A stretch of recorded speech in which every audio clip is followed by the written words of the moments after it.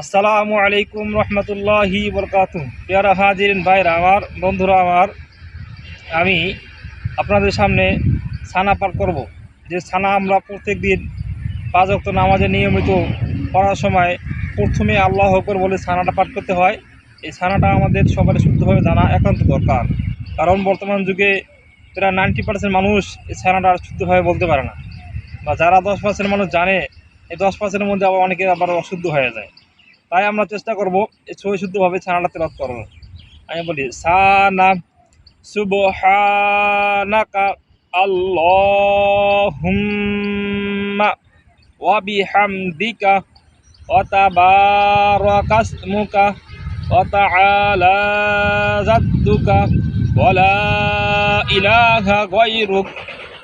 আবার বলতেছি সানা সুবহানাকা আল্লাহুম্মা ওয়া বিহামদিকা ওয়া তাবারাকাসমুকা ওয়া তাআলা জাদ্দুকা ওয়া লা ইলাহা গায়রুক।